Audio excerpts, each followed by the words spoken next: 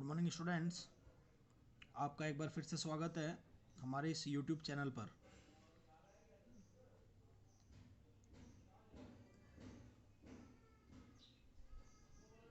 हम लोग डीबीएमएस के चैप्टर को पढ़ रहे थे, जिसमें हमने लास्ट टॉपिक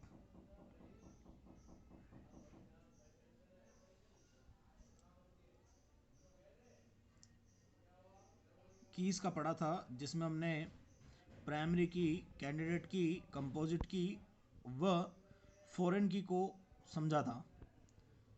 उसी चरण में आज हम मैपिंग कार्डिनलिटी बाधाओं को पढ़ेंगे और इसको ग्राफिकल प्रस्तुति के साथ समझेंगे। आइए शुरू करते हैं। बाइनरी रिलेशनशिप में एक एंटिटी सेट की एक एंटिटी का दूसरे एंटिटी सेट की एंटिटी से संबंध क्या कहलाता है? Mapping cardinality. मतलब एक एंटिटी सेट है, उसके अंदर एंटिटी जो है उसका संबंध दूसरे एंटिटी सेट के अंदर जो एंटिटियां हैं उसके साथ में होना क्या कहलाएगा? Mapping cardinality. ये निम्न प्रकार की होती हैं। ध्यान रखिए, मैपिंग कार्डिनलिटी बाधा के जो प्रकार अपन पढ़ेंगे, 4 प्रकार, ये रिलेशनशिप के भी प्रकार हैं। ठीक है, तो आपको कंफ्यूजन में आने की जरूरत नहीं है। अगर आपसे रिलेशनशिप के प्रकार पूछा जाए तब भी यही 4 आएंगे। आपसे मैपिंग कार्डिनलिटी बाधाओं को समझाओ ये क्वेश्चन पूछ ले तब भी इन चारों को ही आपको बताना है। तो पहला है 1 to 1, एक से एक एंटिटी सेट की एक एंटिटी का संबंध दूसरे एंटिटी सेट की एक एंटिटी के साथ होना। मतलब एक एंटिटी सेट है, देखिए एक एंटिटी सेट है,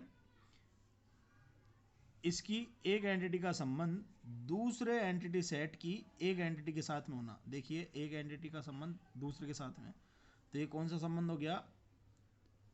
1 to 1।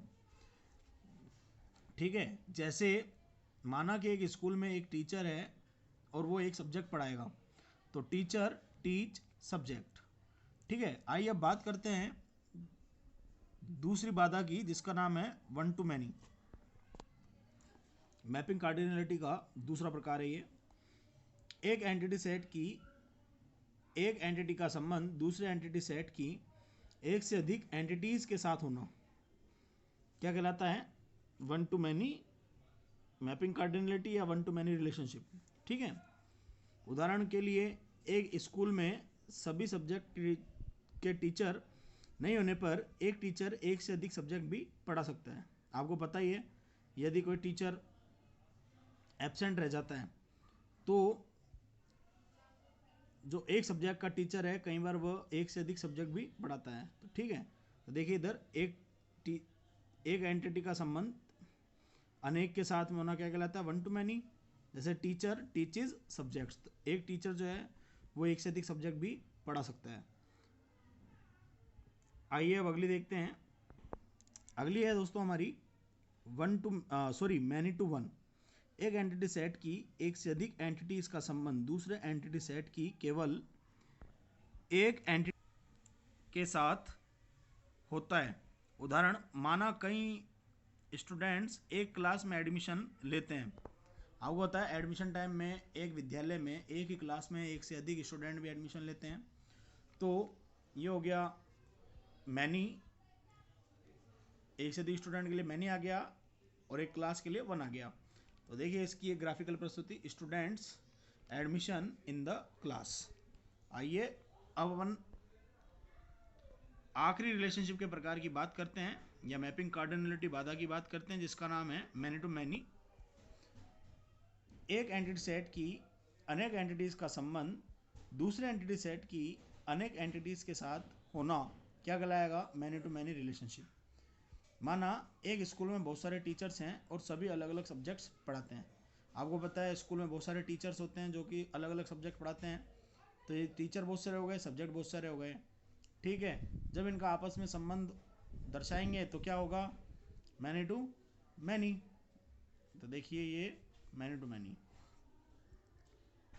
अगर हम इसके एक दूसरे एग्जाम्पल की बात करें तो आपको पता है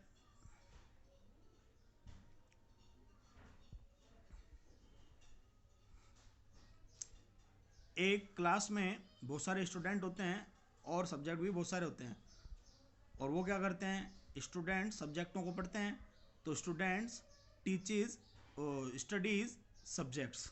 ठीक है, तो ये हो गया अपना मैपिंग कार्डिनलिटी बाधा। अब अपन तीसरी बाधा की बात करते हैं, भागीदारी बाधाएं। एक एंटिटी की सभी एंटिटीज की रिलेशनशिप में भागीदारी है या नहीं, इसे पहचानने के लिए भागीदारी बाधाओं का प्रयोग किया जाता है। ये दो प्रकार की होती है। पहला है टोटल भागीदारी। टोटल भागीदारी एक एंटिटी सेट की सभी एंटिटीज़ की रिलेशनशिप में भागीदारी का होना क्या कहलाएगा, टोटल भागीदारी। देखिए स्टूडेंट्स जो हैं, ये एक एंटिटी सेट है, इसकी सभी एंटिटीज़ की रिलेशनशिप में भागीदारी है। अब ये टोटल भागीदारी को किससे, डबल लाइन से दर्शाया जाएगा। आइए अब बात करते हैं आंशिक भागीदारी की। एक एंटिटी सेट की किसी एक एंटिटी की रिलेशनशिप में भागीदारी का होना, मतलब टोटल भागीदारी में तो सभी एंटिटीज़ की भागीदारी होती है रिलेशनशिप में, और आंशिक भागीदारी में केवल एक एंटिटी की भागीदारी होती है, किसमें, रिलेशनशिप में। तो ये कौन सी कहलाती है, आंशिक भागीदारी।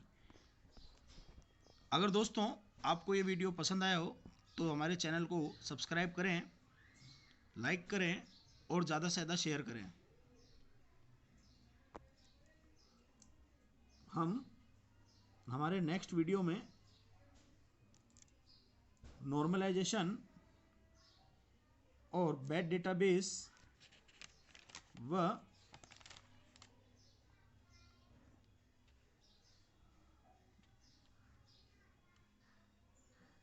नॉर्मल फॉर्म्स को पढ़ेंगे। धन्यवाद।